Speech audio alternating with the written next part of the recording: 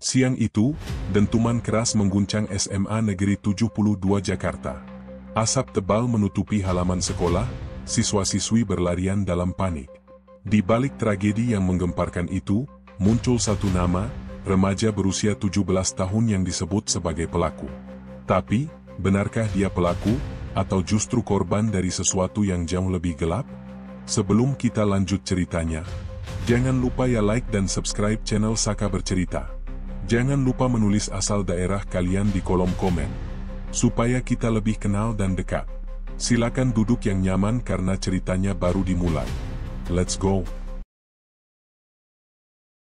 Aku, Sani Budiantini Hermawan, seorang psikolog forensik yang dikenal bukan hanya karena gelar, tapi karena kemampuanku membaca sisi terdalam manusia, bahkan ketika mereka sendiri tak memahami gelapnya pikiran mereka.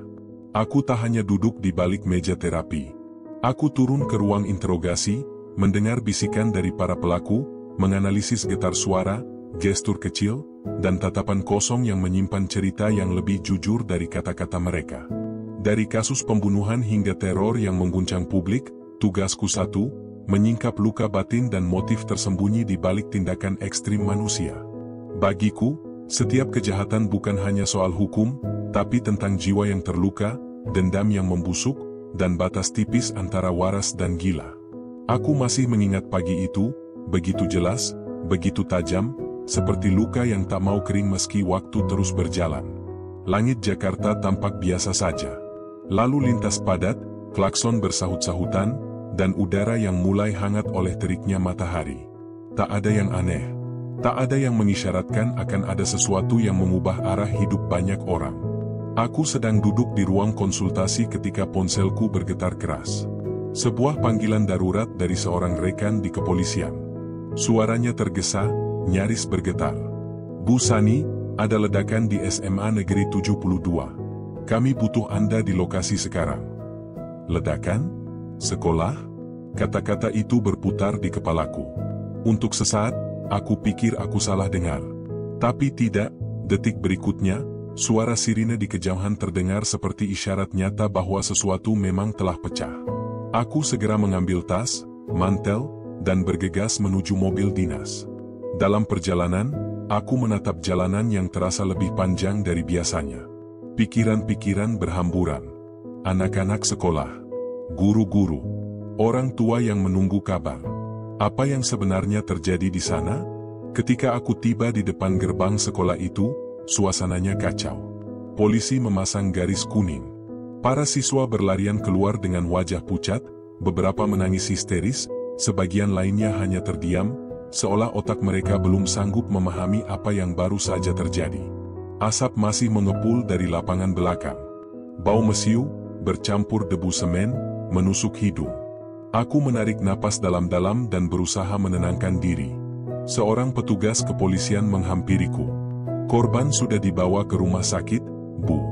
Tapi ada satu anak laki-laki yang kami amankan. Diduga, pelaku. Aku menatap wajahnya, menunggu ia melanjutkan kalimat itu. Namanya FN. Umur 17 tahun. Untuk sesaat, aku tidak tahu harus bereaksi seperti apa. 17 tahun, usia di mana seseorang seharusnya memikirkan ujian sekolah, bukan ledakan. Aku hanya mengangguk pelan, lalu mengikuti langkah petugas menuju ruang guru yang sementara dijadikan tempat interogasi. Di dalam ruangan itu, suasananya sunyi. Hanya ada suara jam dinding yang berdetak pelan. Seorang anak laki-laki duduk di kursi, tangannya terlipat di atas meja. Seragam putihnya kotor oleh debu, sebagian terbakar di ujung lengan. Wajahnya tenang, terlalu tenang untuk seseorang yang baru saja membuat kekacauan sebesar itu. Aku memperhatikan matanya. Tidak ada amarah. Tidak ada ketakutan. Hanya kosong. Aku memperkenalkan diri dengan lembut. Namaku Sani. Aku seorang psikolog. Aku di sini bukan untuk menghakimi, tapi ingin mendengarkan. Anak itu tidak menjawab. Ia hanya menatap ke arah jendela, ke langit yang masih kelabu oleh asap. Aku menunggu. Dalam pekerjaan ini, aku belajar bahwa diam pun berbicara. Kadang lebih lantang dari kata-kata. Beberapa menit kemudian, ia bergumam pelan, hampir tak terdengar. Sudah berakhir, Bu. Aku cuma ingin mereka berhenti tertawa. Kalimat itu menamparku lebih keras daripada suara ledakan. Berhenti tertawa? Apa maksudnya? Sore itu, setelah proses identifikasi dan pengamanan selesai, aku duduk sendirian di mobil. Masih terbayang wajah anak itu, wajah yang tidak menunjukkan penyesalan, tapi juga tidak menunjukkan kebanggaan. Seperti seseorang yang sudah kehilangan arah, lalu memilih jalan yang paling ekstrim untuk bisa didengar. Aku menatap catatan kecilku. Hanya beberapa kata yang sempat kutulis di lokasi. FN, laki-laki, 17 tahun. Perilaku apatis. Respons emosi datar. Kemungkinan trauma sosial atau depresi berat. Aku menutup buku catatan itu perlahan. Ada getaran di dadaku yang sulit dijelaskan. Dalam dunia psikologi, kami sering bicara soal motif, impuls, kondisi mental, tapi jarang membicarakan soal kesunyian, padahal dari sanalah sebagian besar luka manusia lahir. Keesokan harinya, aku kembali ke sekolah itu untuk melakukan observasi lanjutan. Sisa-sisa ledakan masih terlihat jelas. Dinding retak, kaca jendela pecah, dan aroma bahan kimia masih tercium samar. Di salah satu sudut lapangan, aku melihat selembar foto kelas tergeletak di tanah. Sebagian wajah di foto itu terbakar, namun ada satu yang masih terlihat jelas, Evan, berdiri di barisan belakang dengan senyum kecil yang tampak dipaksakan. Aku menunduk, mencoba menahan perasaan yang tak nyaman. Dalam hati, aku bertanya, bagaimana mungkin seorang anak yang tersenyum di foto kelas bisa berakhir sebagai pelaku peledakan? Apa yang sebenarnya kita lewatkan selama ini?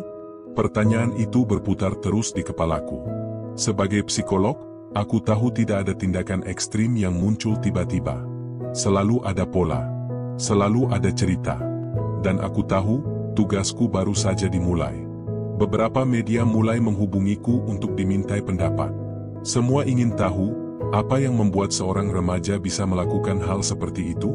Aku menolak menjawab terburu-buru. Karena sebelum menilai, aku ingin mendengar, dari Evan sendiri, dari guru-gurunya, dari orang-orang di sekelilingnya. Namun di lubuk hati terdalam, aku sudah punya firasat. Kasus ini bukan sekadar soal bom rakitan dan dendam pribadi. Ini tentang sesuatu yang jauh lebih dalam, tentang anak yang berteriak dalam diam, dan dunia yang tidak pernah benar-benar mendengarkan. Malam itu, aku menulis catatan di jurnal pribadiku. Tinta pena terasa berat di atas kertas. Kadang, sebelum seseorang meledakkan sesuatu di luar dirinya, ada ledakan yang lebih dulu terjadi di dalam jiwanya. Hanya saja, kita tidak pernah melihatnya. Aku memandangi tulisan itu lama sekali, lalu menutup jurnalku dengan pelan.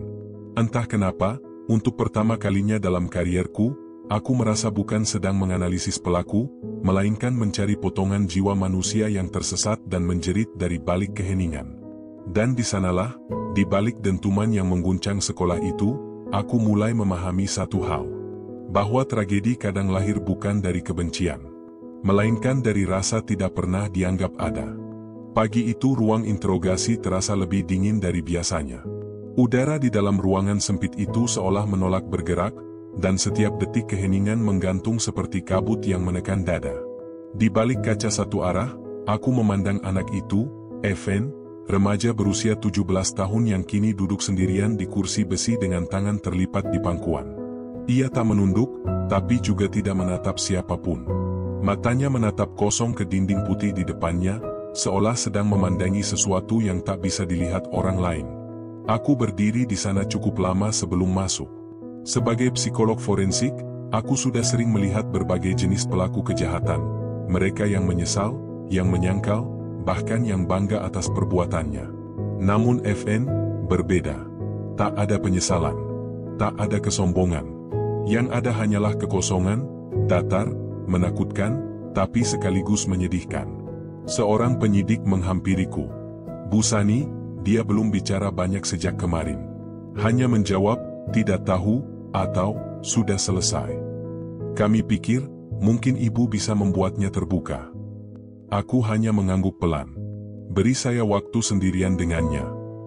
Aku melangkah masuk perlahan, menutup pintu di belakangku dengan lembut. Langkah sepatuku terdengar pelan di lantai dingin itu. Evan tidak bereaksi sama sekali. Ia tetap diam, tatapannya tetap mengarah ke dinding. Aku menarik kursi dan duduk di hadapannya, dengan jarak sekitar 1 meter. Kami saling diam untuk waktu yang terasa panjang. Aku tahu, dalam dunia psikologi, kesunyian seringkali lebih jujur daripada 1000 kalimat. Maka aku tidak memaksanya bicara. Aku hanya menatapnya dengan tenang, memastikan ia tahu bahwa keberadaanku tidak mengancam. Beberapa menit berlalu sebelum aku akhirnya bersuara. "Evan, aku Sani. Aku di sini bukan untuk menghukummu. Aku hanya ingin memahami apa yang terjadi." Ia tidak menjawab. Hanya gerakan kecil pada tangannya, seperti menggenggam udara. Lalu perlahan ia mengangkat wajahnya. Tatapan matanya kosong, tapi di baliknya ada sesuatu yang sulit dijelaskan, bukan kebencian, melainkan luka yang dalam dan lama terpendam. Aku mencoba mengulang dengan suara lebih lembut. "Aku tahu ini sulit. Tapi aku ingin mendengarkan versimu. Tidak ada yang akan memotong. Tidak ada yang akan menertawakan." Kali ini ia tertawa kecil, tawa tanpa senyum, tawa yang dingin dan getir. "Menertawakan," katanya lirih. "Mereka tidak pernah berhenti, Bu. Bahkan waktu aku diam pun, mereka tetap menertawakan." Seketika tenggorokanku tercekat. Aku tahu arah pembicaraan ini akan menuju pada sesuatu yang jauh lebih gelap daripada sekadar ledakan bom rakitan. Aku memutuskan untuk tidak langsung menggali soal kejadian. Sebagai gantinya, aku bertanya hal-hal ringan terlebih dahulu, tentang sekolah, teman, bahkan hobi. Namun setiap kali aku menyebut kata teman, Evan tampak menghindar. Ia menunduk, memainkan jari-jarinya yang kurus, lalu berbisik nyaris tak terdengar. "Mereka bukan teman." Aku menatapnya lebih dalam. "Kenapa kamu bilang begitu?" Evan menarik napas dalam-dalam, lalu menghembuskannya perlahan. "Karena teman tidak akan membuatmu merasa ingin mati setiap hari." Kalimat itu menghantamku keras. Ruang itu terasa lebih sempit. Udara tiba-tiba seperti menguap dari paru-paruku. Sebagai psikolog, aku telah mendengar banyak kisah tentang depresi remaja. Tapi setiap kali mendengar kalimat seperti itu, tubuhku tetap menegang. Karena di balik kata "mati", ada jeritan panjang yang tidak pernah tersampaikan. Aku menulis cepat di buku catatanku. Indikasi perundungan kronis. Pola pikir destruktif terhadap diri. Potensi depresi mayor. Lalu aku kembali menatapnya, memastikan ia masih mau mendengarkan. "Evan, apa kamu sering merasa sendirian di sekolah?" Ia tidak menjawab segera. Lalu, pelan-pelan, kepalanya mengangguk. "Mereka panggil aku aneh. Kadang, si bisu. Kadang mereka sembunyikan sepatuku, robek tasku, lempar buku ke toilet." Suaranya datar, tanpa emosi. Seolah menceritakan hal yang sudah terlalu sering terjadi hingga tak lagi terasa sakit. "Guru tahu?" tanyaku. "Beberapa. Tapi mereka cuma bilang, aku harus belajar lebih kuat." Aku menutup mata sejenak, menahan rasa sesak yang tiba-tiba muncul di dada. Di luar kaca, kulihat 2 petugas polisi saling menatap dengan raut kaget. Mereka tidak menyangka percakapan ini akan secepat itu menyingkap akar masalah. Waktu berjalan perlahan. Evan mulai bercerita, tidak semua, tapi cukup untuk menunjukkan betapa dalam jurang yang telah ia tempuh. Ia bercerita tentang hari-hari di mana ia duduk sendirian di kantin. Tentang catatan kecil yang ia tulis di buku pelajaran karena tidak punya siapapun untuk diajak bicara. Tentang malam-malam di mana ia berdoa agar besok tidak perlu datang ke sekolah lagi. Dan akhirnya, tentang hari ketika semua emosi itu mencapai titik paling gelap. "Aku tidak mau menyakiti siapapun, Bu. Aku cuma ingin mereka tahu aku benar-benar ada." Suaranya bergetar, matanya memerah. Tapi anehnya, tidak ada air mata yang keluar. Hanya wajah yang tetap datar, seperti topeng yang sudah terlalu lama ia kenakan. Aku menutup sesi hari itu dengan hati berat. Ketika keluar dari ruang interogasi, langkahku terasa goyah. Aku duduk di ruang tunggu, membuka catatanku lagi, dan menulis 1 kalimat besar di halaman paling atas. Evan tidak ingin membunuh, ia ingin didengar. Di luar ruangan, kudengar wartawan berteriak-teriak memaksa masuk. Mereka ingin wajah pelaku, ingin berita, ingin cerita cepat. Tapi aku tahu, cerita ini tidak bisa diceritakan dengan tergesa. Karena di balik tragedi yang mereka sebut teror sekolah, ada seorang anak yang selama bertahun-tahun hidup dalam ketakutan dan keheningan. Malam harinya, aku kembali ke kantor dan memutar rekaman video interogasi. Aku memperhatikan setiap ekspresi kecil Evan, cara ia menunduk, cara tangannya gemetar, cara bibirnya bergerak tanpa suara setiap kali menyebut kata mereka. Ada sesuatu yang tidak biasa di sana. Keterpaduan antara trauma, tekanan sosial, dan kehilangan makna diri. Aku berhenti di satu bagian ketika ia berkata lirih. Kalau aku menghilang diam-diam, tak ada yang peduli. Tapi kalau aku meledak, semua orang akhirnya mendengarku. Aku menghentikan video. Suara itu menggema di kepalaku lama sekali. Dalam catatan akhirnya malam itu, aku menulis dengan tangan bergetar. Kita sering mengira pelaku kekerasan adalah monster. Tapi terkadang, mereka hanyalah anak-anak yang terlalu lama menahan luka, hingga satu-satunya cara untuk didengar adalah menghancurkan keheningan itu sendiri. Keesokan paginya aku kembali ke sekolah. Bukan untuk mencari bukti, tapi untuk merasakan tempat di mana Evan dulu hidup setiap hari. Lorong-lorong yang sunyi. Papan pengumuman dengan coretan ejekan di pojoknya. Bangku belakang kelas yang penuh goresan nama, dan salah satunya bertuliskan inisial, FN. Aku menyentuh permukaan kayu itu, dingin dan kasar. Ada rasa sesak di dadaku yang tak bisa aku tolak. Betapa mudahnya kita melewati anak-anak seperti ini, gumamku pelan. Betapa mudahnya kita lupa, bahwa diam pun bisa jadi jeritan paling keras. Dan untuk pertama kalinya, aku mulai merasakan sesuatu yang tidak seharusnya dirasakan oleh seorang psikolog forensik. Bukan hanya empati, tapi juga rasa bersalah. Karena mungkin, sistem yang selama ini kubela, dunia pendidikan yang seharusnya melindungi, telah gagal memahami wajah tanpa emosi yang kini duduk di ruang interogasi itu. Wajah seorang anak, yang tidak pernah benar-benar dilihat. Hari itu aku kembali ke SMA Negeri 72 dengan tujuan yang berbeda. Bukan untuk melihat reruntuhan atau mengumpulkan bukti, melainkan untuk menelusuri jejak kehidupan Evan, hari-hari yang membentuk pikirannya, kesunyiannya, dan mungkin, kemarahannya yang tak pernah ia tunjukkan. Sekolah itu sudah mulai beraktivitas lagi meski suasananya belum pulih sepenuhnya. Beberapa siswa berjalan cepat, menunduk, seolah takut menginjak masa lalu yang masih hangat. Di lorong depan ruang guru, aku mencium bau cat baru, tanda dinding yang sempat rusak sudah dicat ulang, menutupi bekas ledakan. Namun aku tahu, tidak semua luka bisa ditutupi dengan warna putih. Aku disambut oleh seorang guru perempuan berusia sekitar 40-an. Namanya Bu Ratna, guru bahasa Indonesia. Wajahnya terlihat lelah, tapi ia mencoba tersenyum ketika menyalamiku. Bu Sani, terima kasih sudah datang. Kami semua masih kaget, jujur saja, kami tidak menyangka Evan bisa melakukan hal seperti itu. Nada suaranya seperti campuran antara ketakutan dan penyesalan. Aku mempersilakannya duduk. Di tanganku ada map berisi data akademik Evan, rapor, catatan kehadiran, dan laporan guru BK. Aku membuka halaman pertama. Nilai-nilainya cukup baik. Tidak luar biasa, tapi stabil. Hanya ada satu catatan di bagian bawah halaman, kurang aktif di kelas.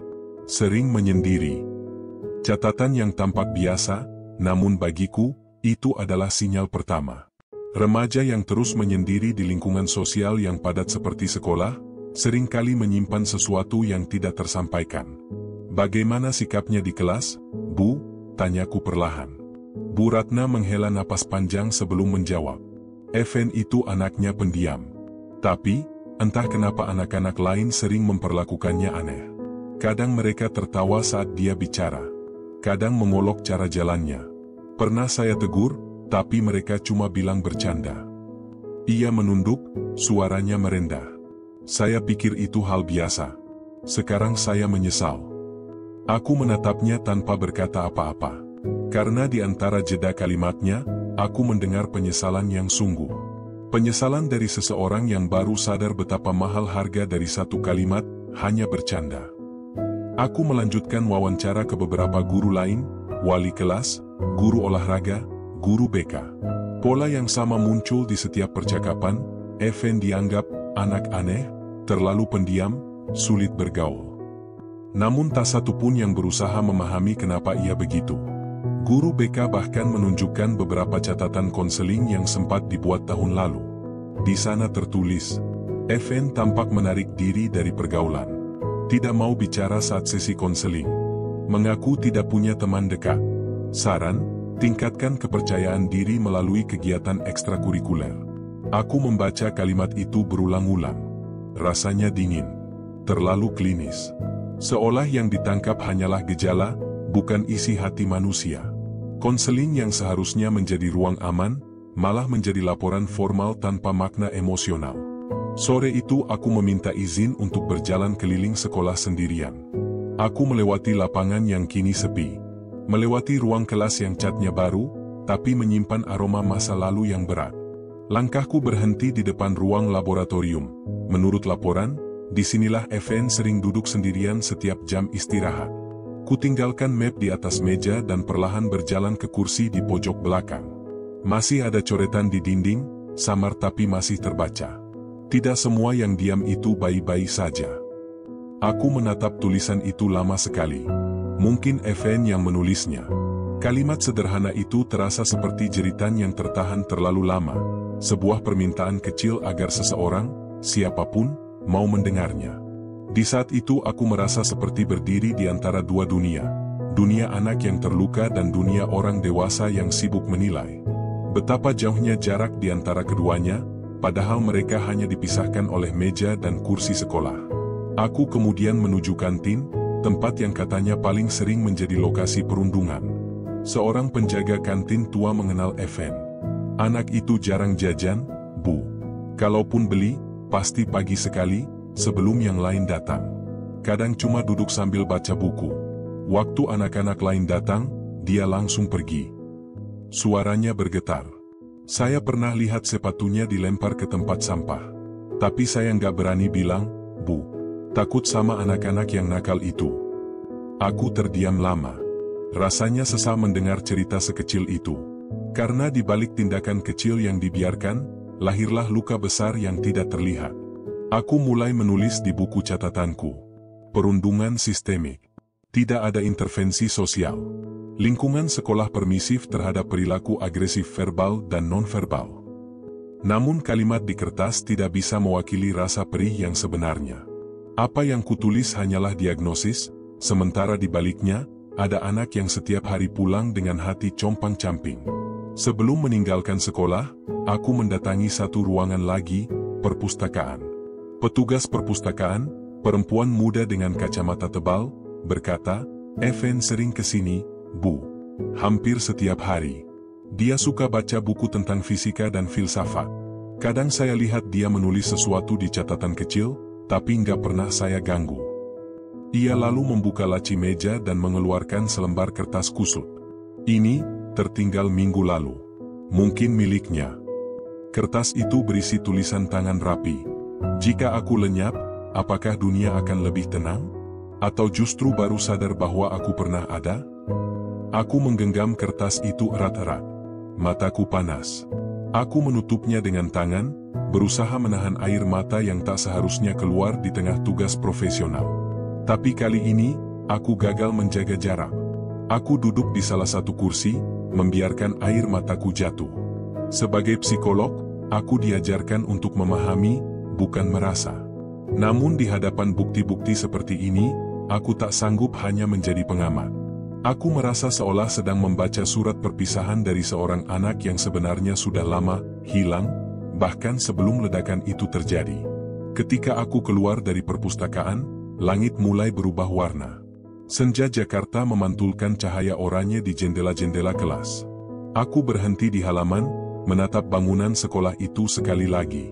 Dari luar, semuanya tampak tenang, seperti sekolah manapun di kota besar. Tapi aku tahu, di dalamnya ada sesuatu yang retak dan dibiarkan begitu saja. Aku menulis catatan terakhir hari itu di buku lapanganku. FN tidak meledak karena ingin membunuh. Ia meledak karena terlalu lama menahan luka yang tak pernah diakui keberadaannya. Di sekolah ini, ia bukan hanya kehilangan teman, ia kehilangan dirinya sendiri. Aku menutup buku itu perlahan. Dan dalam diam, aku tahu, tragedi ini bukan dimulai pada hari ledakan. Tragedi ini dimulai jauh sebelumnya, di hari pertama ketika seorang anak diabaikan, diejek, lalu dibiarkan sendirian tanpa ada yang bertanya, "Kamu baik-baik saja?" Malamnya, di ruang kerjaku, aku memandangi kembali tulisan Evan yang kutemukan tadi siang. Kata-katanya terus bergema di kepalaku. Apakah dunia baru akan sadar bahwa aku pernah ada setelah aku lenyap? Aku menatap cermin di meja. Wajahku sendiri terlihat lelah, tapi bukan hanya karena pekerjaan. Ada sesuatu yang lebih berat dari itu, rasa bersalah kolektif, rasa gagal sebagai orang dewasa, rasa hampa karena terlalu banyak jiwa muda yang tumbuh tanpa tempat aman. Aku menulis satu kalimat terakhir sebelum menutup jurnal malam itu. Anak-anak seperti Evan bukan lahir dari kegelapan. Mereka diciptakan oleh dunia yang terlalu sibuk menertawakan luka. Dan di sana, aku berjanji pada diriku sendiri, aku akan menemukan cara untuk membuat dunia mendengar cerita ini. Bukan untuk membenarkan perbuatannya. Malam itu, ruang kerjaku dipenuhi suara hujan yang menetes di jendela. Lampu meja menyala redup, memantulkan bayangan wajahku di atas tumpukan dokumen dan foto-foto TKP. Tapi yang paling menarik perhatianku bukan berkas polisi, melainkan sebuah benda kecil yang dibungkus plastik bening, buku catatan berwarna biru tua. Petugas forensik menyerahkannya sore tadi, mengatakan buku itu ditemukan di laci kamar Evan. Di sampulnya hanya tertulis satu huruf besar dengan spidol hitam, H. Awalnya aku mengira itu inisial nama seseorang. Tapi kemudian aku sadar, huruf itu mungkin singkatan dari hidup, atau justru hampa. Tanganku sedikit gemetar ketika membuka halaman pertama. Tulisan Evan kecil, rapat, tapi rapi. Setiap baris seperti disusun dengan hati-hati, seolah ia takut ada yang membacanya selain dirinya sendiri. Aku tidak tahu sejak kapan aku mulai berhenti merasa. Setiap pagi aku bangun, bukan karena ingin hidup, tapi karena tidak punya pilihan lain. Kalimat pembuka itu membuat napasku tercekat. Bukan karena keindahannya, tapi karena dinginnya. Seorang remaja menulis kata-kata seperti itu bukan dalam kemarahan, melainkan kelelahan yang sangat tua, kelelahan yang seharusnya tidak dimiliki oleh seseorang seusianya. Aku terus membaca. Aku tidak suka keramaian. Di sana aku merasa seperti bayangan. Semua orang tertawa, aku tidak tahu apa yang lucu. Semua orang bicara, aku tidak tahu harus menjawab apa. Kadang aku berpura-pura sibuk dengan ponsel supaya tidak harus ikut obrolan. Tapi yang paling menyakitkan adalah ketika tidak ada yang peduli aku pura-pura. Aku menutup mata sejenak. Setiap kalimat seperti hantaman pelan ke dadaku. Aku pernah mendengar banyak kisah depresi, tapi jarang ada yang menulis dengan kejujuran sekelam ini. Evan tidak sedang mencari perhatian, ia sedang menuliskan bukti keberadaannya sebelum dunia benar-benar melupakannya. Halaman berikutnya lebih dalam lagi. Ada gambar kecil yang ia coret sendiri, sebuah wajah tanpa mulut. Di bawahnya tertulis, "Aku bisa mendengar semuanya, tapi tak ada yang mau mendengarkanku." Aku berhenti membaca untuk beberapa menit. Dunia psikologi sering berbicara tentang silent sufferers, mereka yang menanggung beban emosi berat dalam diam. Tapi ketika diam itu berubah menjadi satu-satunya bahasa yang tersisa, maka yang lahir bukan sekadar depresi, melainkan kehampaan eksistensial. Aku menulis catatan di buku kerjaku. Evan menunjukkan gejala anhedonia, depresi berat, dan derealisasi. Namun di balik itu, ia memiliki kesadaran reflektif yang tinggi, kemampuan menganalisis dirinya sendiri secara kritis. Kesadaran semacam ini seringkali justru menjadi beban. Karena semakin sadar seseorang tentang luka dalam dirinya, semakin tajam rasa sakitnya. Di halaman pertengahan, tulisannya mulai berubah. Lebih cepat, kadang miring, tinta bolpennya menekan keras hingga menembus kertas. Di sana tertulis tanggal, 2 minggu sebelum ledakan. Aku dengar orang bilang aku aneh. Tapi bukankah mereka yang aneh? Mereka bisa tertawa di dunia yang sekejam ini. Aku mencoba bicara, tapi mereka pergi. Aku mencoba diam, tapi mereka menertawakan. Kalau begitu, apa yang harus kulakukan agar mereka mendengar? Aku berhenti di kalimat terakhir. Kata, mendengar, kembali muncul. Kata itu terasa menjadi pusat dari seluruh isi buku ini. Evan tidak ingin membalas, ia hanya ingin didengar. Aku menulis pelan di bawahnya. Tragedi ini bukan karena kemarahan, tapi karena putus asa untuk diakui. Halaman berikutnya tampak berbeda. Tulisannya lebih tenang, tapi lebih gelap secara emosional. Ia menulis tentang ibunya yang sering pulang larut malam, ayahnya yang bekerja di luar kota dan jarang menelepon. Tentang rumah yang sepi, ruang makan yang dingin, dan televisi yang berbunyi tanpa ada yang benar-benar menonton. Kadang aku ingin bicara pada ibu, tapi aku tidak tahu bagaimana memulainya. Kami tinggal serumah, tapi rasanya seperti dua orang asing di hotel yang sama. Ayah bilang aku harus kuat. Tapi kuat itu apa? Jika kuat berarti tidak boleh menangis, maka aku sudah gagal sejak lama. Aku menutup mulut dengan tangan, berusaha menahan emosi. Kata-kata Evan bukan sekadar curahan anak remaja kesepian. Ia menulis dengan kedalaman yang hampir dewasa, seperti seseorang yang sudah lama menatap kegelapan dan akhirnya berhenti menolak. Kemudian, di halaman terakhir, aku menemukan sesuatu yang membuatku terdiam lama sekali. Tulisan itu hanya satu paragraf, tapi rasanya seperti bom sunyi. Mereka bilang aku tidak penting. Aku akan buktikan bahwa aku bisa membuat mereka berhenti bicara, walau hanya untuk sekali ini. Tinta pada kalimat terakhir itu lebih tebal, menandakan emosi besar saat ia menulisnya. Dan di bawahnya, tanpa tanda tangan, tanpa tanggal, hanya satu kalimat kecil dalam huruf kapital. Aku ingin mereka mendengar suaraku. Aku menatap tulisan itu lama sekali. Hujan di luar makin deras, tapi yang kudengar hanya gema kalimat itu di kepalaku. Aku ingin mereka mendengar suaraku. Sebuah jeritan yang tidak diucapkan dengan mulut, melainkan dengan tindakan paling ekstrim yang bisa dilakukan manusia yang kehilangan harapan. Aku menutup buku harian itu perlahan. Rasanya seperti menutup pintu dari sebuah dunia yang sunyi dan dingin, di mana hanya ada seorang anak duduk sendirian, berbicara kepada dirinya sendiri. Sebagai psikolog, aku terbiasa menjaga jarak emosional. Tapi malam itu, aku kalah. Aku menangis. Bukan karena sedih semata, tapi karena aku merasa menjadi bagian dari sistem yang membuat anak-anak seperti Evan merasa tak punya tempat. Aku teringat kembali kata-katanya di dinding laboratorium. Tidak semua yang diam itu baik-baik saja. Kini aku tahu, diamnya Evan bukan karena pasrah.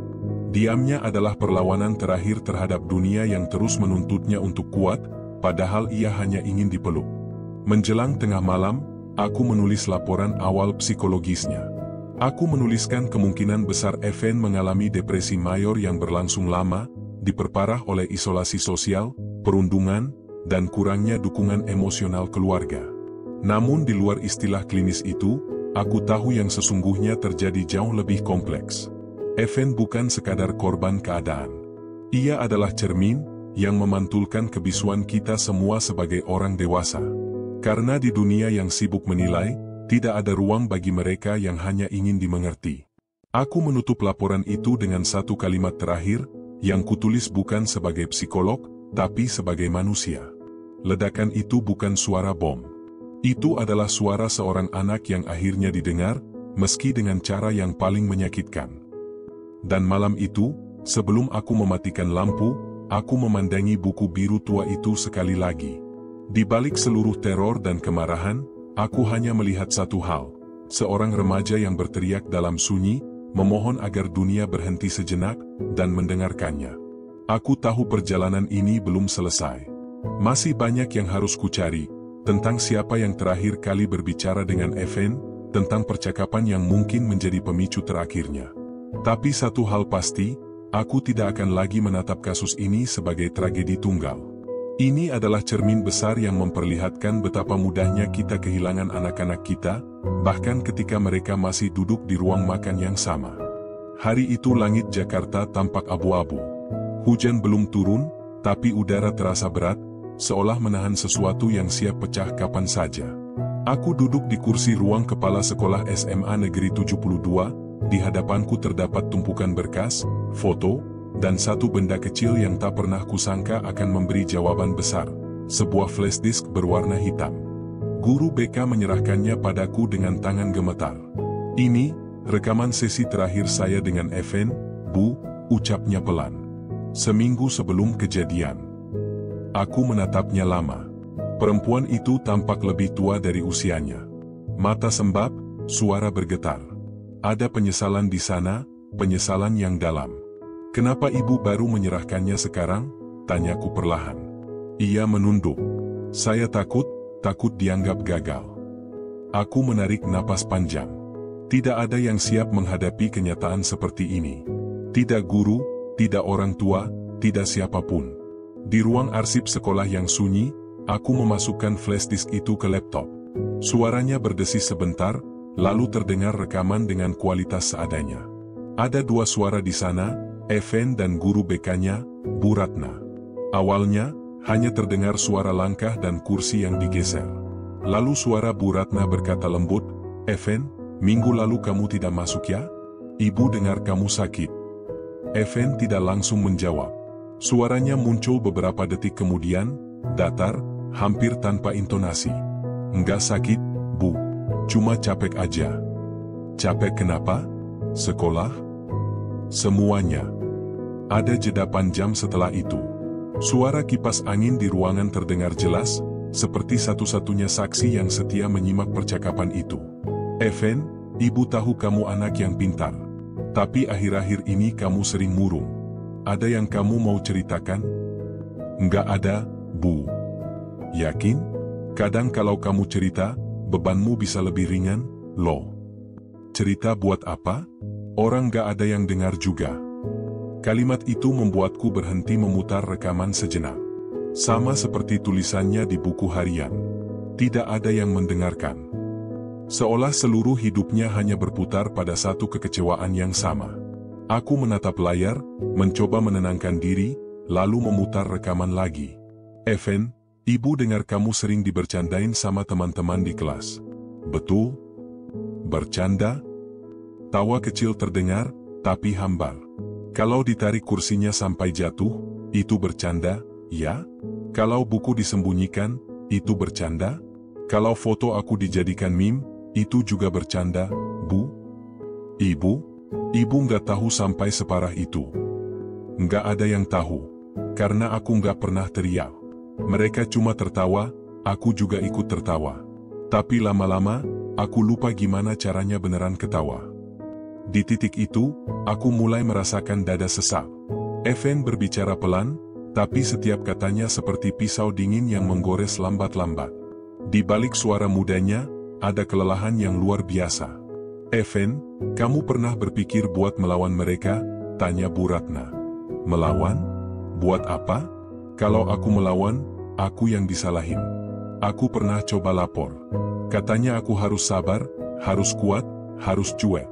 Jadi ya sudah, aku diam. Lalu sekarang? Sekarang aku cuma pengen mereka diam. Sekali aja. Suara kursi bergeser lagi.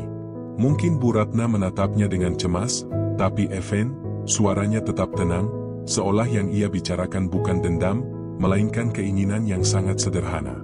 Aku menghentikan rekaman untuk kedua kalinya. Tanganku gemetar. Sebuah pola mulai tampak jelas. Evan tidak sedang mencari balas dendam, ia hanya ingin mengakhiri rasa sakit yang terus berulang. Bukan kebencian yang mendorongnya, tapi keputusasaan. Aku menatap catatan kecil di pangkuanku. Evan tidak ingin menyakiti. Ia ingin menenangkan.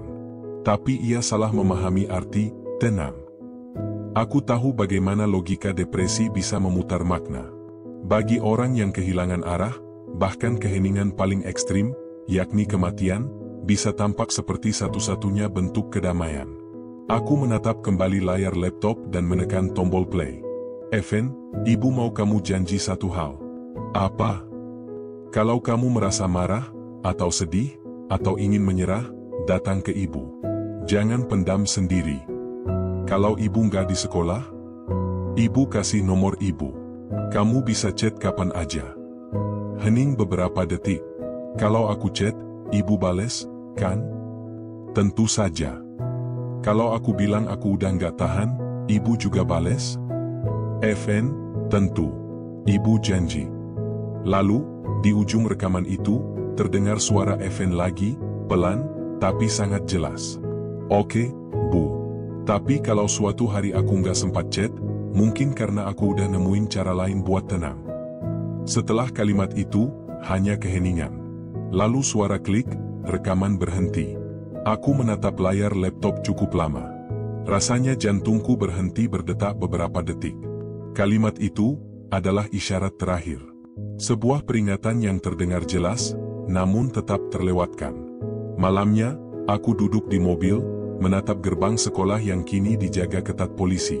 Aku berpikir tentang Even, tentang Bu Ratna, tentang semua anak yang setiap harinya datang ke sekolah membawa luka yang tak terlihat. Dunia selalu menuntut mereka untuk kuat, tapi lupa mengajarkan bagaimana cara meminta pertolongan. Aku menulis di jurnal lapangan. Sesi terakhir Even adalah sinyal SOS yang tidak diterima. Ia berbicara dalam bahasa putus asa yang hanya bisa dimengerti oleh orang yang mau benar-benar mendengarkan. Aku teringat kata-kata dalam buku harian Even. Kalau aku bicara, mereka pergi. Kalau aku diam, mereka menertawakan. Kini aku tahu, itu bukan sekadar curhatan remaja. Itu adalah ramalan kecil dari tragedi yang akan datang. Keesokan harinya, aku menemui Bu Ratna lagi. Ia menangis sebelum sempat berkata apapun. Saya seharusnya tahu, katanya berulang kali. Saya seharusnya sadar, waktu dia bilang, cara lain buat tenang, saya seharusnya tanya lebih dalam. Aku menepuk pundaknya pelan. Tidak ada yang benar-benar siap, Bu. Bahkan saya pun, seandainya mendengar langsung, belum tentu bisa menghentikannya. Tapi di dalam hati, aku tahu, setiap kata Even adalah tanda bahaya. Hanya saja, kita semua terlalu sibuk menunggu anak-anak bicara dengan cara yang sopan, sementara mereka berteriak dalam bahasa kesedihan yang tidak kita pahami. Sore itu, aku berjalan menyusuri lorong sekolah yang kini sepi. Setiap pintu kelas tertutup. Di papan tulis ruang BK, masih tertulis kalimat motivasi yang samar, kegagalan adalah awal dari kesuksesan. Ironisnya, bagi Even, gagal didengar, justru menjadi awal dari kehancuran. Aku berdiri lama di depan ruang BK itu. Bayangan Even seperti masih ada di sana, duduk di kursi, menatap lantai, berbicara pelan dengan suara yang hanya separuh terdengar. Dalam benakku, suara itu masih bergema. Aku cuma pengen mereka diam. Sekali aja.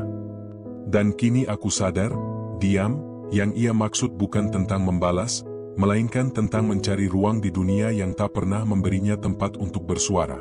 Malam menjelang. Aku menatap catatan terakhir hari itu. Aku menulis dengan tangan yang bergetar, tapi juga dengan tekad yang tumbuh di tengah duka. Even adalah bukti bahwa bahaya terbesar bukan pada amarah yang keras, tapi pada kesedihan yang sunyi. Karena dari sanalah suara paling mematikan lahir, bukan dari kebencian, melainkan dari keinginan untuk berhenti merasa sakit. Aku menutup jurnal itu perlahan. Dan untuk pertama kalinya, aku sadar, mungkin tugas seorang psikolog bukan hanya memahami mereka yang bicara, tapi juga mendengar mereka yang tidak lagi punya kata-kata untuk diucapkan. Hari ketiga penyelidikan, aku kembali ke ruang interogasi di Polda Metro. Even masih duduk di kursinya seperti biasa, tenang, nyaris tidak bergerak. Tapi kali ini, ada sesuatu yang berbeda pada sorot matanya. Dulu kosong, kini seperti ada bayangan yang hidup di dalamnya. Aku duduk di depannya, meletakkan buku catatanku di atas meja. Even, kataku perlahan. Aku sudah membaca buku harianmu. Ia tidak menatapku. Hanya menggerakkan jarinya pelan di atas meja, membentuk garis tak beraturan di udara kosong. Jadi sekarang ibu tahu semuanya, suaranya datar. Aku tahu sebagian, jawabku tenang. Tapi aku ingin tahu sisanya dari kamu. Even mengangkat wajahnya. Tatapannya tidak menantang, tidak pula takut, lebih seperti seseorang yang sedang menimbang apakah ia masih bisa mempercayai manusia. Apa gunanya cerita, Bu, katanya lirih. Kalau ujung-ujungnya aku tetap salah? Aku menatapnya lama. Karena cerita bisa membuat kita dimengerti, Even. Dan dimengerti, kadang itu yang paling dibutuhkan manusia. Ia tertawa pelan. Bukan tawa bahagia, melainkan tawa yang pahit dan dingin. Kalau dimengerti bisa menyelamatkan, Bu, aku nggak akan duduk di sini sekarang. Percakapan itu buntu. Evan kembali diam, menatap kosong ke dinding di belakangku. Aku memutuskan menutup sesi hari itu lebih cepat dan meminta izin untuk mengakses barang-barang pribadinya yang disita dari kamar. Aku tahu masih ada sesuatu yang belum terbuka. Ada lapisan lain di balik keheningan Evan. Ketika aku sampai di ruang barang bukti, petugas menyerahkan sebuah laptop berwarna abu-abu yang sudah dikunci sistem digital forensik. Ini milik Evan, Bu. Kami baru bisa buka sebagian folder, ujar seorang teknisi muda. Aku mengangguk. Boleh saya lihat? Ia menyalakan laptop itu. Di layar muncul puluhan file berjudul aneh, angka, huruf acak, beberapa simbol. Tapi yang menarik perhatianku adalah satu folder yang bernama FAM. Aku menunjuknya. Ini apa? Teknisi itu menatapku. Kami pikir itu grup online, Bu. Ada log percakapan di dalamnya, tapi beberapa file terenkripsi. Isinya agak mengganggu. Aku menelan ludah. Buka saja yang bisa dibuka. Beberapa detik kemudian, layar laptop menampilkan deretan pesan. Tulisan-tulisan itu tampak seperti obrolan forum daring, gelap, dingin, dan tanpa empati. User 01, kamu nggak sendirian. Dunia emang busuk. User 02, Evan, aku cuma pengen tenang. User 01, tenang itu nggak gratis. Kadang harus dihancurin dulu semuanya. User 02, Evan, kalau aku nggak berani. User 01, berani itu bukan soal nggak takut. Tapi soal sadar kamu udah nggak punya apa-apa lagi buat hilangin. Aku menatap layar itu lama sekali. Percakapan itu seperti jaring, membangun kepercayaan pelan-pelan, lalu menggiring Evan pada jurang tanpa ia sadari. Berapa lama dia aktif di grup ini? Tanyaku. Kurang lebih 3 bulan sebelum kejadian, Bu, jawab teknisi itu. Kami menduga, user 01 bukan teman sekelasnya. Mungkin orang dewasa, mungkin juga akun palsu. Aku menghela napas. Jadi ini, bukan sekadar dendam anak sekolah. Ini hasil dari manipulasi yang halus, dari seseorang yang tahu bagaimana memelintir rasa sakit menjadi amarah. Malamnya, aku tidak bisa tidur. Di kamarku di hotel, aku menatap salinan chat yang sudah dicetak. Setiap kata terasa seperti serpihan kaca. Aku bisa membayangkan Evan, duduk sendirian di kamar gelap, menatap layar ponsel, dan akhirnya menemukan seseorang yang mendengar, walau dengan cara yang salah. Aku menulis catatan di jurnal pribadiku. Evan bukan dibentuk oleh niat jahat. Ia dibentuk oleh kesepian, lalu diarahkan oleh orang yang salah.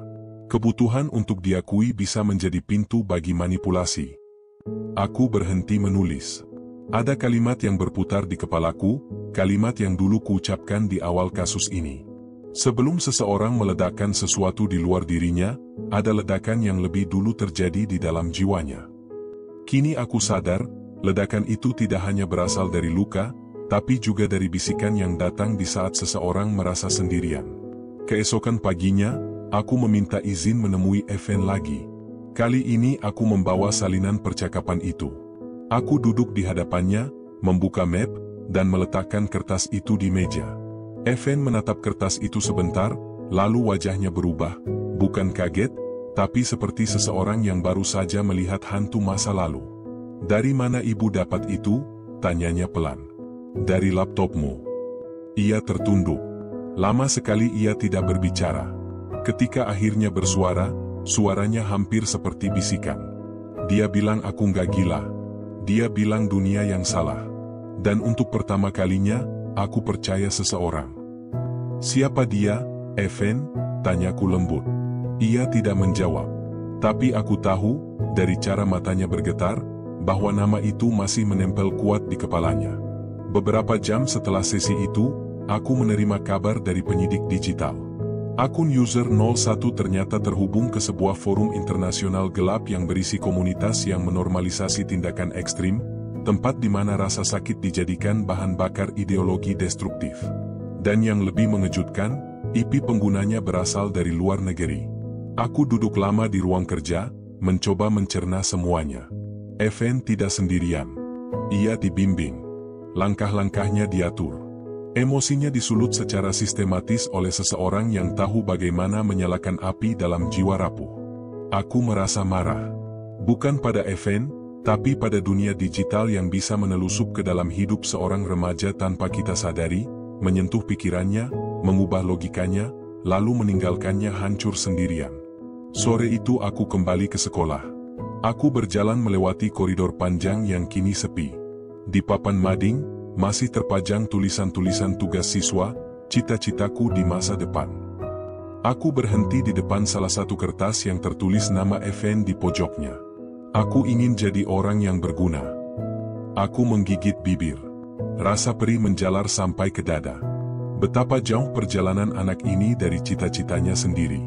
Ia ingin berguna, tapi akhirnya malah menjadi berita. Ia ingin didengar, tapi suaranya baru diperhatikan setelah menghancurkan segalanya.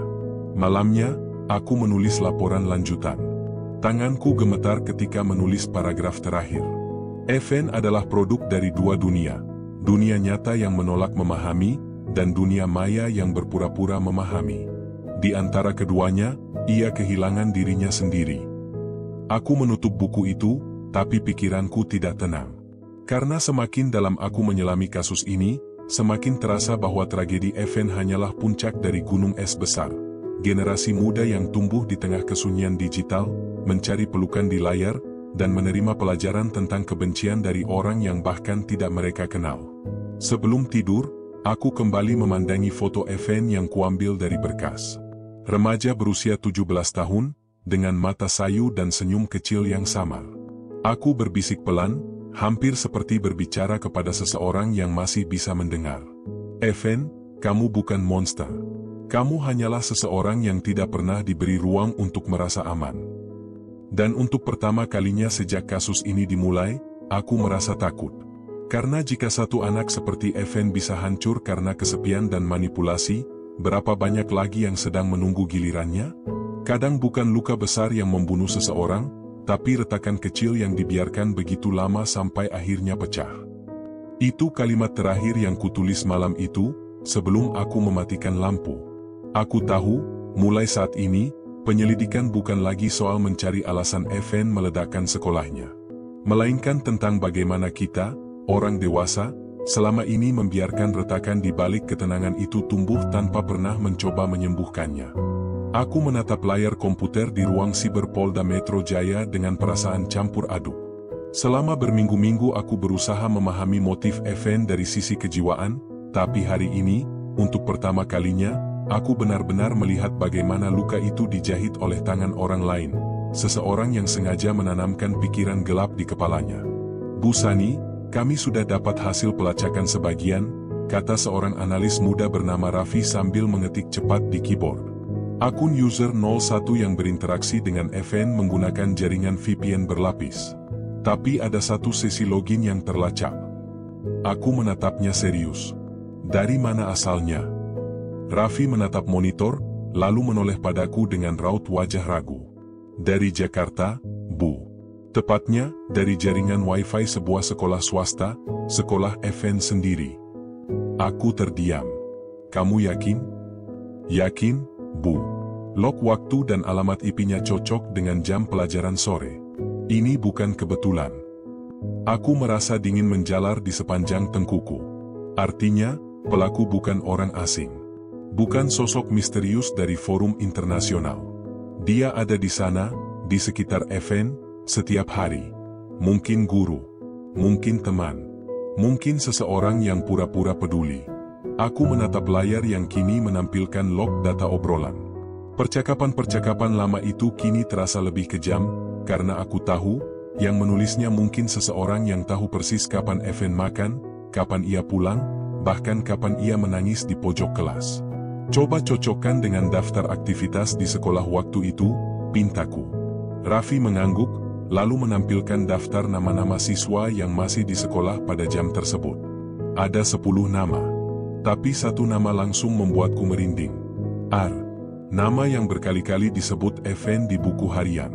Nama yang selalu ia tulis dengan tinta yang lebih tebal. Teman dekatnya. Satu-satunya orang yang pernah ia panggil saudara. Keesokan harinya aku kembali ke sekolah. Langit mendung, udara lembab, dan langkah-langkahku terasa berat. Aku berjalan melewati taman kecil yang dulu menjadi tempat Evan dan Ar sering duduk bersama, menurut keterangan guru BK. Kini tempat itu sepi, hanya ada bangku besi dengan cat terkelupas dan daun-daun kering yang berterbangan. Kepala sekolah menyambutku di ruang tamu. "Bu Sani, apa benar kasus ini akan diperluas?" tanyanya gugup. "Ya," jawabku pelan. "Kami menemukan jejak komunikasi yang mengarah ke lingkungan sekolah." Ia tampak terkejut. "Tapi, maksud ibu, pelakunya siswa juga?" Aku tidak menjawab. Aku tahu kata-kataku akan menjadi cambuk yang menyakitkan bagi siapapun yang mendengarnya. Aku meminta izin memanggil Ar ke ruang BK. Ketika pintu terbuka, masuklah seorang remaja laki-laki berperawakan tinggi dengan wajah tenang dan mata tajam. Tatapannya tidak seperti anak SMA pada umumnya, terlalu dewasa, terlalu sadar akan situasi. "Silakan duduk, Ar," ucapku lembut. Ia duduk tanpa bicara, menundukkan kepala sejenak, lalu berkata pelan, "Saya tahu ini tentang Evan, kan?" Aku terkejut. "Dari mana kamu tahu?" Ia tersenyum miring. "Sejak hari pertama polisi datang ke sekolah, saya tahu ujungnya akan ke saya. Evan bukan tipe anak yang kuat menyimpan rahasia." Aku memperhatikan perubahan ekspresinya. Tidak ada rasa takut di sana, hanya kelelahan. "Apa kamu teman dekatnya?" tanyaku. "Iya, dulu," jawabnya pendek. "Apa kamu tahu Evan tergabung di forum online itu?" Ia mengangkat alis. "Forum? Oh, itu ya, yang kalian sebut gelap itu?" Aku mengangguk. "Ya, forum itu." Ar menatapku lama, lalu menunduk. "Evan yang ngajak saya ke situ, Bu. Tapi saya keluar duluan." Aku diam. Sesuatu di nada suaranya terasa ganjil. Terlalu ringan untuk sebuah pengakuan. "Kenapa keluar?" "Karena menurut saya, yang dia tulis di sana udah kelewatan. Terlalu banyak kebencian." Ia berhenti sebentar, lalu menatapku tajam. "Tapi yang lucu, Bu, dia nggak pernah benci siapapun sebelum kenal ibu tahu siapa? Guru olahraganya sendiri." Aku mengerutkan dahi. "Guru olahraga?" Ar mengangguk. "Pak Damar. Evan sering cerita dia dibentak, disindir di depan teman-teman. Bahkan pernah dituduh maling uang iuran. Sejak itu dia berubah. Dan saya tahu, seseorang mulai memanfaatkan perubahan itu." Kata-kata Ar mengantarkan penyelidikan ke arah baru. Tim siber memeriksa aktivitas jaringan Wi-Fi sekolah dan menemukan bahwa pada jam login yang sama, akun user 01 aktif melalui laptop milik guru olahraga, Pak Damar. Saat mendengar nama itu, aku merasa darahku berdesir. Aku pernah melihat Pak Damar sebelumnya, ketika melakukan asesmen awal di sekolah. Ia tampak ramah, berwibawa, bahkan berusaha membantu mengumpulkan data siswa. Tapi sekarang, kami memeriksanya secara formal. Pak Damar mengaku tidak tahu apa-apa, mengatakan laptopnya sering dipinjam murid, termasuk Ar. Namun, jejak digital tidak bisa berbohong. Ada satu file di laptopnya berjudul Proyek F, dokumen berisi catatan psikologis Evan yang tampak seperti hasil pengamatan. Siapapun yang menulisnya sangat memahami perilaku manusia, bahkan lebih dalam dari sekadar pengamatan guru. Isi file itu membuat bulu kuduku berdiri. Evan menunjukkan gejala pasif-agresif. Trauma dari penghinaan sosial bisa dimanfaatkan untuk menstimulasi tindakan pembalasan. Dorongan akan muncul jika dipantik oleh rasa kehilangan atau penghinaan publik. Skenario, isolasi, kemudian provokasi moral. Skenario. Kata itu menggema di kepalaku. Ini bukan catatan guru biasa. Ini rencana. Malam itu, aku duduk di mobil sendirian di parkiran sekolah yang sudah sepi. Lampu jalan temaram, hujan rintik-rintik jatuh di kaca depan. Aku merasa perutku mulas, bukan karena dingin, tapi karena marah. Bagaimana bisa seseorang mempelajari jiwa remaja untuk menghancurkannya? Bagaimana bisa seorang guru, orang yang seharusnya mendidik, malah mempermainkan psikologi muridnya demi sesuatu yang belum aku pahami sepenuhnya? Ponselku bergetar. Pesan dari Raffi masuk. "Bu, kami berhasil buka percakapan terenkripsi terakhir user 01. Aku menatapnya lama sebelum membuka. Kalimat pertama langsung membuat tenggorokanku tercekat. User 01, sudah waktunya, Evan. Dunia nggak akan ngerti sebelum kamu buat mereka lihat. User 02, Evan, aku takut. User 01, rasa takutmu itu yang paling indah. Karena dari situ lahir keberanian sejati. Aku menutup mata. Itu bukan bimbingan, itu penggiringan. Evan tidak pernah punya niat membalas, ia hanya dihipnotis oleh kata-kata yang membuatnya merasa berharga di tengah luka. Aku menulis catatan malam itu. Evan adalah korban yang percaya sedang menemukan makna hidup, padahal ia hanya menjadi bahan eksperimen emosi seseorang yang kehilangan moral. Aku sadar, kasus ini bukan lagi soal tragedi remaja atau kekerasan di sekolah. Ini tentang bagaimana manipulasi psikologis bisa menjadi senjata paling mematikan, lebih tajam dari pisau, lebih cepat dari peluru. Keesokan harinya, ketika aku hendak meninggalkan sekolah, seorang siswi menghampiriku diam-diam. "Bu," katanya pelan, "Evan sering cerita ke saya, kalau Pak Damar suka ngetes anak-anak. Dia bilang, kalau kamu marah, aku bisa ubah kamu jadi kuat." Aku terdiam. Tes? Atau permainan berbahaya yang tak lagi punya batas? Aku berjalan menjauh dengan langkah gemetar. Langit di atas terasa berat, dan untuk pertama kalinya sejak awal penyelidikan, aku benar-benar takut pada satu hal. Bukan pada yang sudah terjadi, tapi pada apa yang masih bisa terjadi, jika ada lebih banyak anak seperti Evan, dan lebih banyak guru seperti itu di luar sana. Kejahatan paling berbahaya bukan yang menumpahkan darah, tapi yang menanamkan ide di kepala seseorang lalu membiarkannya tumbuh liar. Itulah kalimat terakhir yang kutulis di buku harianku malam itu.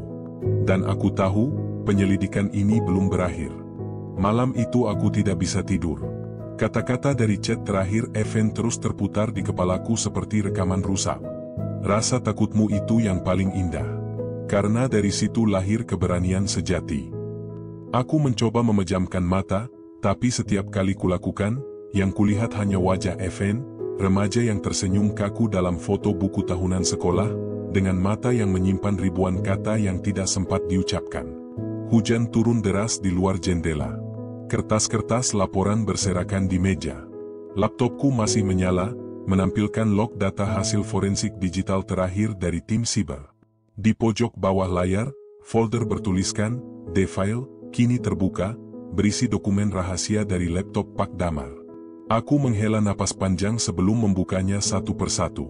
File pertama bernama, Sesi Eksperimen 03, Subjek Evan. Isinya membuat tengkuku dingin. Observasi, subjek menunjukkan kecenderungan menyalahkan diri sendiri atas tindakan orang lain. Kondisi emosi mudah dimanipulasi dengan kata-kata validasi. Tujuan eksperimen, memantik impuls agresif melalui tekanan sosial berulang. Aku menatap layar tanpa berkedip. Eksperimen. Kata itu terasa seperti pisau yang menembus dada. Lalu di bawah catatan itu, ada tabel kecil berisi tanggal, kondisi emosional, dan stimulus yang diberikan. Aku membaca perlahan, setiap kata semakin membuatku mual. Tanggal, 3 minggu sebelum kejadian. Stimulus, penyebaran gosip negatif oleh rekan sebaya. Reaksi, subjek mulai menarik diri dari pergaulan tanggal 2 minggu sebelum kejadian. Stimulus, penghinaan publik di lapangan oleh figur otoritas. Reaksi, subjek menulis pesan kemarahan di forum anonim tanggal seminggu sebelum kejadian. Stimulus, pemberian validasi positif oleh mentor digital, user 01. Reaksi, subjek menunjukkan keinginan untuk membuat dunia diam sejenak. Aku menutup mulutku dengan tangan. Tubuhku gemetar. Evan bukan hanya korban bullying. Ia adalah objek dari percobaan sosial, sebuah permainan psikologis yang menjadikan rasa sakitnya sebagai bahan penelitian. Dan yang lebih mengerikan, mentor digital, itu bukan orang asing. Itu Pak Damar sendiri. Keesokan paginya, aku datang ke kantor polisi dengan langkah cepat. Raffi dan tim siber sudah menungguku di ruang rapat. "Bu Sani," kata Raffi pelan, "kami menemukan sesuatu yang lebih besar." Ia menampilkan peta jaringan di layar besar, Puluhan titik biru terhubung oleh garis tipis, membentuk pola rumit seperti saraf otak manusia. Ini bukan hanya Pak Damar. Ada 7 akun lain yang terhubung ke server yang sama. Semua menggunakan domain yang sama, sebuah platform diskusi eksperimental bertajuk Project Empati. Aku mengernyit. Project Empati? Iya, Bu, jawab Raffi. Sebuah kelompok akademisi yang mengaku sedang meneliti pengaruh trauma sosial terhadap perilaku ekstrim remaja. Tapi, hasil risetnya tidak pernah dipublikasikan. Mereka menyimpan semua data secara offline. Aku membeku. Dan Evan salah satu subjek mereka? Ya. Tapi bukan satu-satunya, jawab Raffi. Ada 3 nama siswa lain dari sekolah berbeda di Jabodetabek. 2 di antaranya juga pernah menunjukkan perilaku membahayakan diri. Ruangan itu mendadak sunyi. Tak ada suara selain desis pendingin ruangan yang berdengung halus di dinding. Aku menarik napas panjang. Semua kepingan puzzle kini mulai menyatu, perundungan, perubahan sikap Evan, munculnya mentor misterius, hingga akhirnya ledakan itu. Evan tidak memilih jalan itu sendiri. Ia didorong, dengan sengaja, oleh orang-orang yang menyebut dirinya ilmuwan. Aku menatap layar monitor itu lama sekali, hingga mataku perih. Raffi, kataku akhirnya, aku ingin bicara langsung dengan Pak Damar. Hari ini juga. Ruang interogasi dingin dan sunyi ketika aku masuk. Pak Damar duduk di kursi besi, tangannya terborgol ringan di depan meja. Ia masih mengenakan jaket olahraga dengan logo sekolah di dada kirinya. Wajahnya tenang, terlalu tenang untuk seseorang yang baru saja dituduh menghancurkan hidup seorang anak. Saya dengar ibu psikolognya, katanya pelan, dengan nada setengah meremehkan. Aku tidak menjawab. Aku hanya meletakkan tumpukan berkas di depan meja. Ini laporan eksperimen Anda, kataku datar. Tertulis dengan rapi, sistematis, dan tidak punya hati. Ia menatapku, lalu tersenyum samar. Itu bukan eksperimen, Bu Sani. Itu observasi ilmiah. Kami ingin membuktikan bagaimana manusia bereaksi terhadap tekanan sosial ekstrim. Evan hanya, kebetulan menjadi contoh yang paling berhasil. Aku memukul meja keras hingga suaranya bergema di seluruh ruangan. Berhasil? Suaraku pecah. Kamu menyebut kehancuran mental seorang anak sebagai keberhasilan. Ia hanya memiringkan kepala sedikit. Bukankah semua ilmu dimulai dari rasa ingin tahu? Kalimat itu membuat darahku mendidih.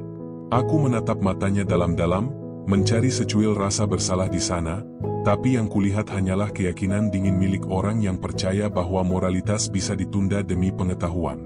Evan percaya padamu, kataku pelan. Dia melihatmu sebagai satu-satunya orang yang mendengarnya. Dan kamu menjadikannya alat percobaan. Pak Damar tersenyum lagi. Dia memang ingin didengar, kan? Sekarang seluruh negeri mendengarnya. Untuk pertama kalinya dalam karierku, aku kehilangan kata-kata. Rasa marah bercampur ngeri menyesak di dada. Orang di depanku ini bukan sekadar manipulatif, ia berbahaya, karena ia percaya bahwa yang dilakukannya benar. Setelah pertemuan itu, aku keluar dari ruang interogasi dengan langkah gontai. Udara sore begitu pengap. Langit Jakarta berwarna abu-abu, seolah ikut menahan tangis. Aku duduk di kursi taman depan kantor polisi, membuka catatan kecil yang selalu kubawa kemana-mana. Tanganku bergetar ketika menulis kalimat pertama. Evan tidak mati karena ledakan. Ia mati karena dunia memperlakukannya seperti bahan penelitian. Air mata mengalir pelan tanpa kusadari. Aku, seorang psikolog yang seharusnya mengerti manusia, baru kali ini benar-benar merasa gagal memahami sisi tergelap dari ilmu itu sendiri. Ilmu tanpa empati hanyalah bentuk lain dari kekerasan. Dan Pak Damar baru saja membuktikan hal itu dengan sempurna. Beberapa hari kemudian, aku menerima kiriman surel tanpa pengirim. Subjeknya hanya berbunyi, Project Empati, Phase 2. Di dalamnya, hanya ada satu kalimat dan sebuah tautan. Ada lebih banyak event di luar sana. Dan mereka sedang menunggu seseorang untuk mendengarkan. Aku tidak membuka tautan itu. Aku hanya menatap layar lama sekali, hingga mataku terasa perih. Rasanya seperti melihat jurang yang semakin dalam di depan mata, jurang yang memisahkan antara penelitian dan kemanusiaan. Malam itu, sebelum aku menutup laptop, aku menulis catatan terakhir di jurnal harianku. Setiap tragedi bermula dari seseorang yang ingin dipahami. Tapi di tangan yang salah, keinginan itu bisa diubah menjadi alat untuk menghancurkan dirinya sendiri. Aku tahu, kasus Evan akan menjadi luka panjang yang sulit disembuhkan. Namun aku juga tahu, kebenaran harus tetap diceritakan.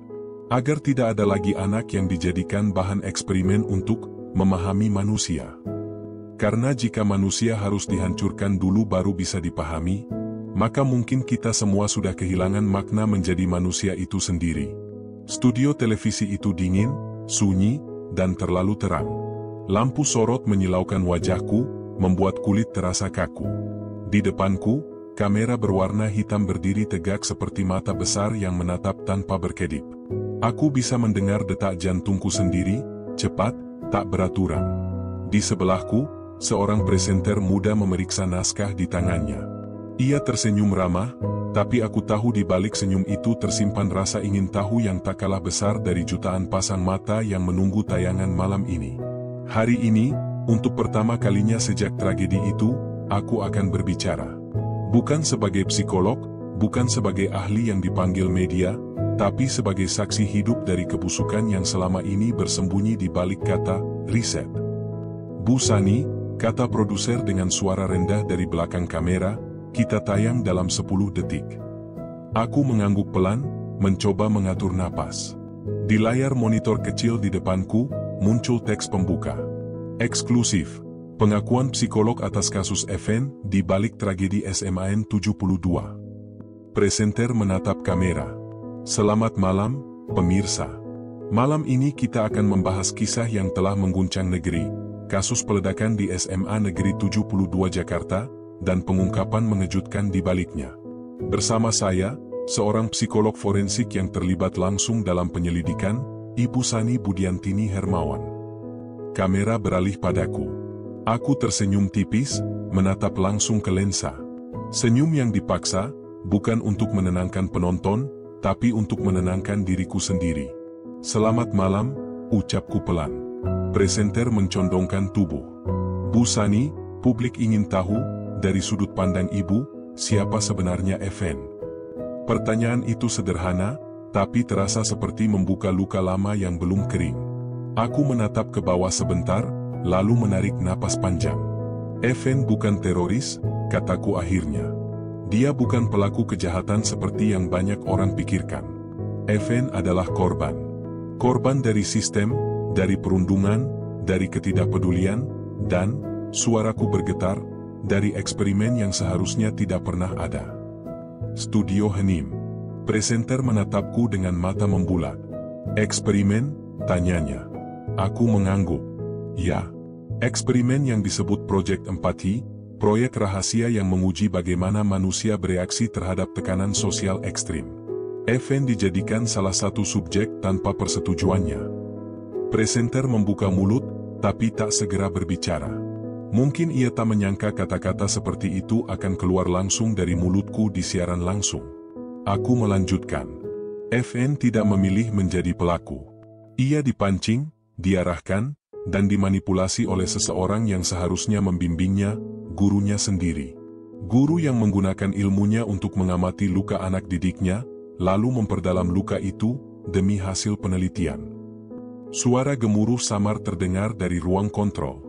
Aku bisa merasakan suasana studio menegam, seperti udara yang terkompresi. Tapi mengapa ibu baru bicara sekarang?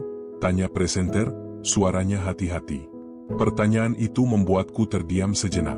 Karena alasan sebenarnya terlalu rumit untuk diucapkan dengan kalimat singkat. Karena saya juga sempat ragu, jawabku akhirnya. Saya pikir, mungkin saya harus menjaga netralitas profesi. Tapi setelah membaca catatan Evan, setelah tahu bagaimana ia berteriak lewat tulisan dan tak ada yang mendengarkan, saya sadar, diam juga adalah bentuk kejahatan. Kata-kata itu keluar begitu saja, tanpa aku rencanakan. Dan saat mengucapkannya, aku merasa ada sesuatu yang pecah di dalam dada. Bukan hanya rasa bersalah, tapi kelegaan yang bercampur duka. Presenter menatapku dengan ekspresi iba. Ibu bisa ceritakan seperti apa event sebelum kejadian? Aku menatap kamera lagi, kali ini bukan untuk menjelaskan, tapi untuk menyapa mereka, para orang tua, para guru, para anak muda yang mungkin sedang menonton di ruang tamu rumah mereka. Evan adalah anak pendiam, cerdas, sensitif, dan penuh rasa ingin tahu. Tapi ia hidup di dunia yang terlalu keras bagi orang seperti dia. Dunia yang menganggap keheningan sebagai kelemahan, bukan tanda luka. Aku berhenti sebentar, menahan air mata yang mulai menggenang di mata. Setiap hari ia datang ke sekolah, mencoba menjadi bagian dari sesuatu yang menolak keberadaannya. Dan ketika akhirnya ada seseorang yang mendengarkannya, sayangnya, orang itu adalah sosok yang salah. Aku menunduk. Evan tidak butuh pelajaran tentang keberanian. Ia hanya butuh tempat aman untuk menangis.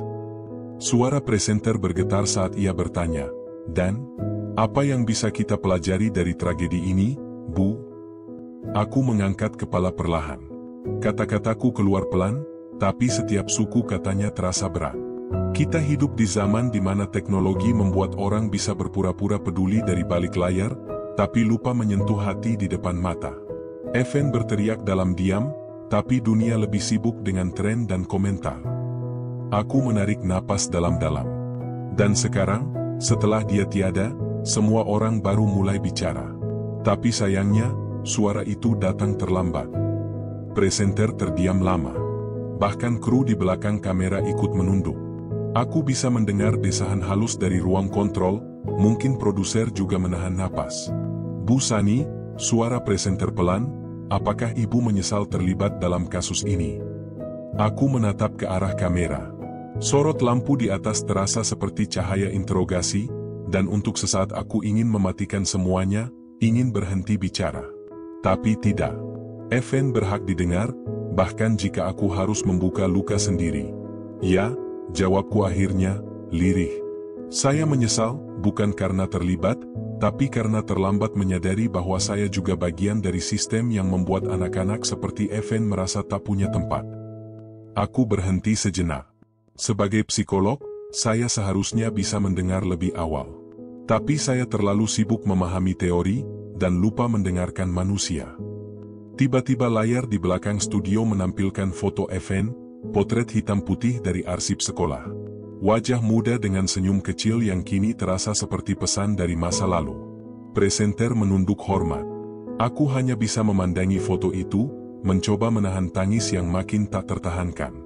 Evan menulis satu kalimat di buku hariannya, kataku lirih. Kalimat yang terus menghantui saya sampai hari ini. "Aku ingin mereka mendengar suaraku." Aku menatap kamera lebih dalam, suaraku bergetar tapi tegas. Dan sekarang, saya harap semua orang yang menonton malam ini, benar-benar mendengar. Keheningan panjang menyelimuti studio.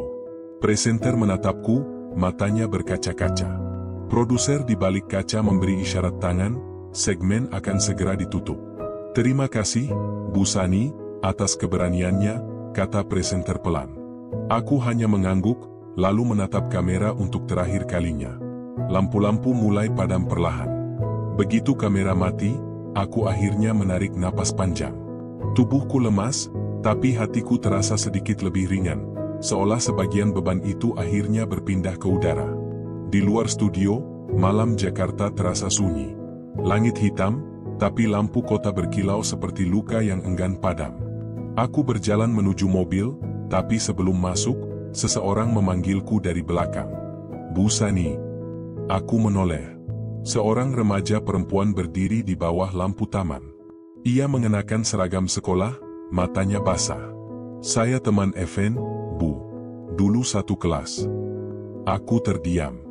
"Terima kasih, karena sudah bilang ke semua orang siapa dia sebenarnya," katanya lirih. "Sekarang, saya baru sadar, selama ini kami semua nggak benar-benar kenal dia." Aku mendekatinya, lalu memegang bahunya dengan lembut. "Yang penting sekarang, kamu jangan ulangi kesalahan itu.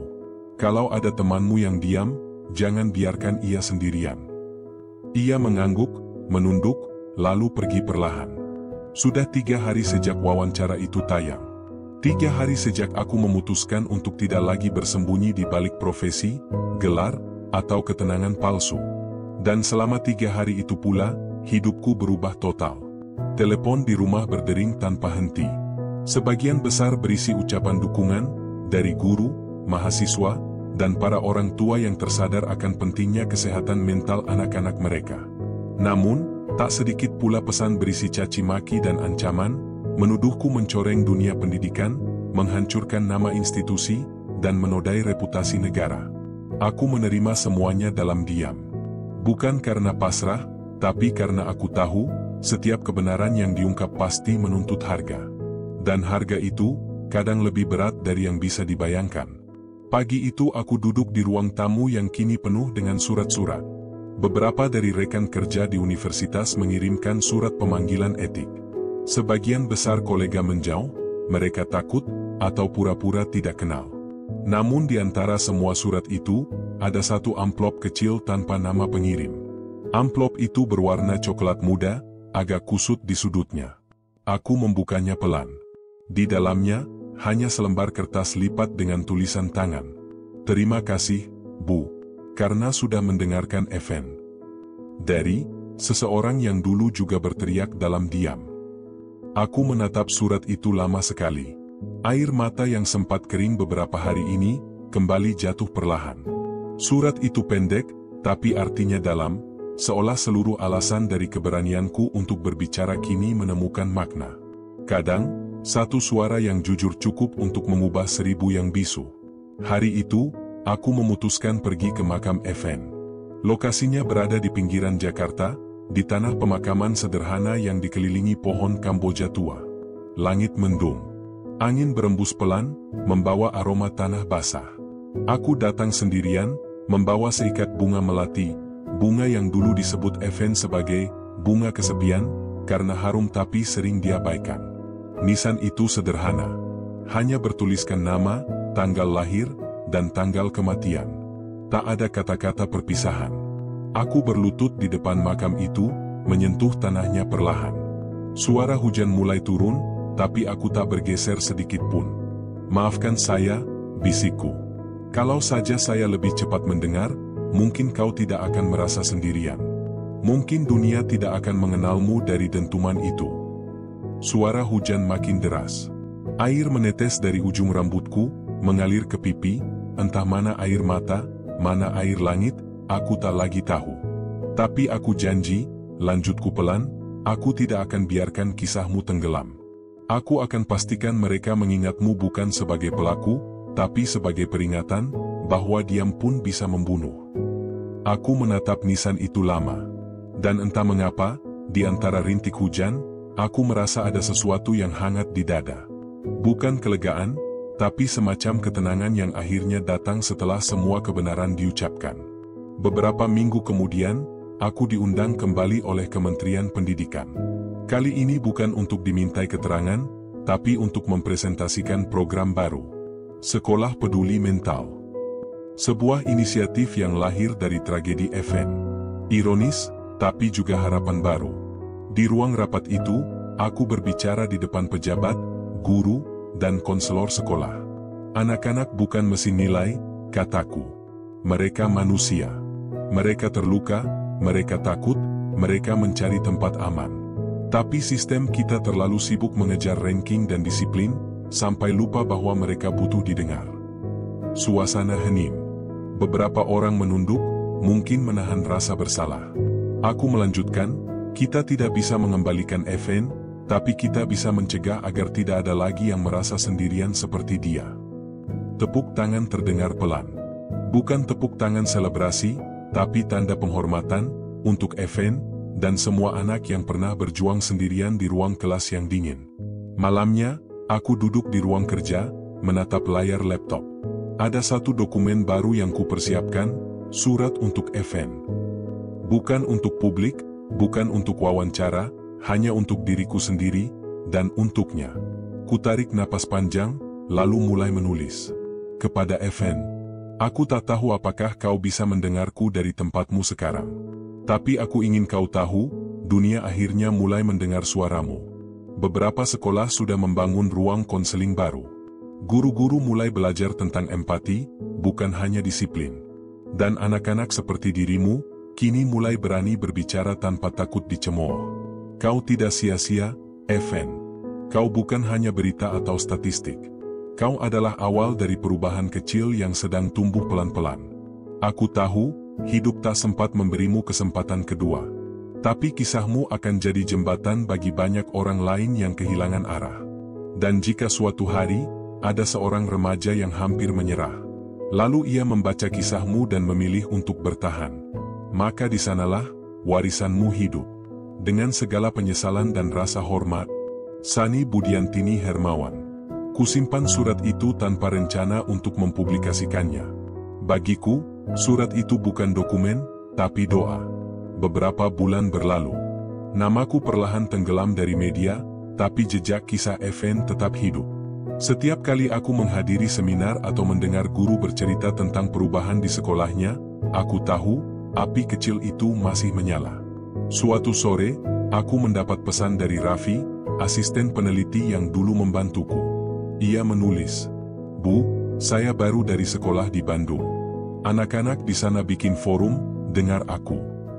Mereka bilang itu terinspirasi dari Evan. Aku tersenyum kecil. Entah kenapa, mataku kembali hangat. Satu nama yang dulu hanya diingat karena tragedi, kini menjadi simbol harapan.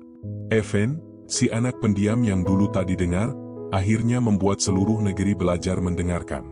Malam menjelang. Aku duduk di balkon rumah, menatap langit Jakarta yang penuh cahaya lampu. Di bawah sana, kehidupan terus berjalan, ramai, berisik, tapi kini terasa sedikit lebih manusiawi. Aku menatap ke langit, ke arah di mana aku percaya Evan kini berada. "Terima kasih," bisikku. "Kau sudah membuat kami semua belajar, tentang luka, tentang dengar, tentang jadi manusia." Lalu aku menutup mata, membiarkan angin malam menyentuh wajahku.